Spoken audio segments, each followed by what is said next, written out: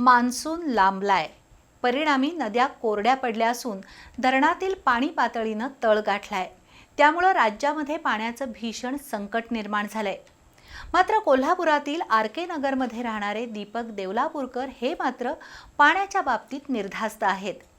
गेल्या 20 वर्षापासून rain water हार्वेस्टिंगद्वारे छतावर पडणारं पावसाचं पाणी ते टाक्यांमध्ये साठवतात। याच पाण्याचा वापर ते वर्षभर स्वयंपाकासाठी आणि पिण्यासाठी करतात।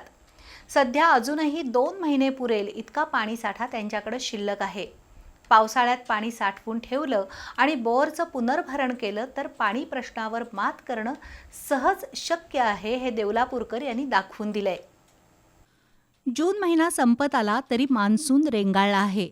अल निनोच्या प्रभावामुळे यंदा सरासरी इतका पाऊस पडणार नाही असा अंदाज वेधशाळेनं वर्तवलाय। महाराष्ट्रातील अनेक नद्या कोरड्या पडल्या असून धरणातील पाणीसाठ्यांनी तळ गाठलाय। त्यामुळे शेतीचा पाणी उपसा बंद करण्यात आलाय।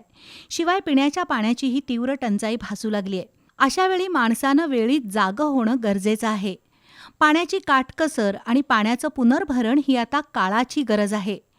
रेन वॉटर हार्वेस्टिंग म्हणजेच घराच्या छतावर पडणारं पावसाचं पाणी जमिनीमध्ये मुरवणं आणि टाक्यांमध्ये साठवून त्याचा दैनंदिन वापर करणं सहज शक्य आहे। हे कोल्हापुरातील आर.के. नगरमधील दीपक देवलापूरकर यांनी आपल्या कृतीतून दाखवून दिलंय।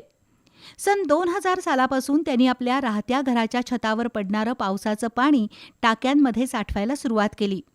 दरवर्षी 7 ते 10 हजार लिटर पावसाचं पाणी साठतं। शिवाय टाक्या भरल्यानंतर छतावरचं वाया जाणारं पाणी ते आपल्या बोअरवेलमध्ये सोडतात।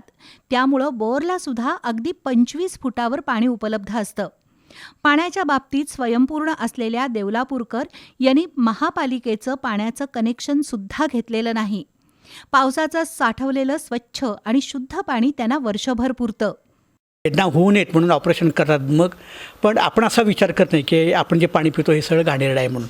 आम्ही मात्र मेंदूला वेदना दिल्या, त्यामुळे महानगरपालिकेच्या पाण्याचं कनेक्शनच घेतलं नाही।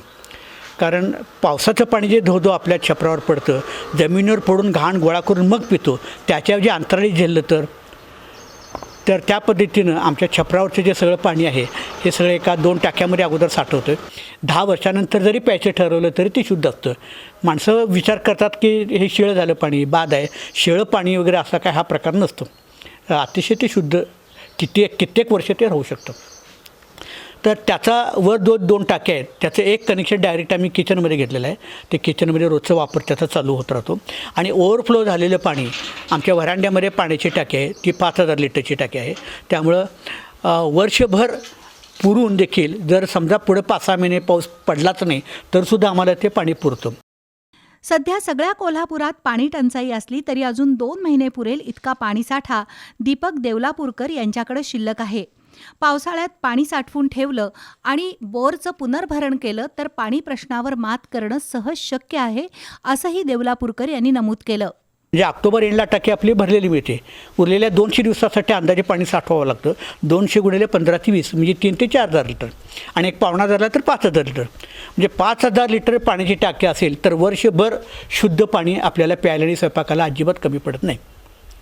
असं जर प्रत्येकाने जर केलं तर गावातला पाण्याचा प्रश्न राहणार नाही। म्हणजे आजच्या घडीला आज जे काही पाण्याच्या बाबतीत जी टंचाई निर्माण झालेली आहे, कारण पाऊस लांबला, मान्सून लांबलेला आहे आणि साधारणतः जुलै महिना कदाचित उजडेल जरी हे झालं तर सुद्धा, पण तोपर्यंत काय करायचं हा प्रश्न आहे।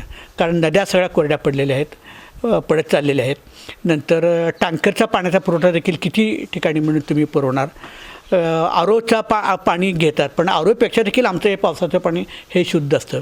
असं जर प्रत्येकाने केलं तर दरवर्षी जे काही पाऊस नाही म्हणून आणि हे वाढत जाणार आहे।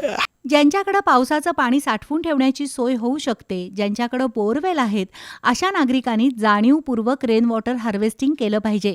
प्रत्येकानं आपापल्या परीनं पावसाचं पाणी जमिनीत मुरवण्याचं ठरवलं तर आसपासच्या विहिरी, बोरवेल यांचा पाणीसाठा वाढेल। त्यासाठी प्रत्येकानं कृती करणं आवश्यक आहे। 12ही महिने पाण्याची काटकसर आणि पाण्याचं पुनर्भरण यातूनच आपण भविष्यातील पाण्याच्या संकटावर मात करू शकतो। बी न्यूजसाठी कॅमेरामन सुनील ठाणेकरसह विजय कुंभार।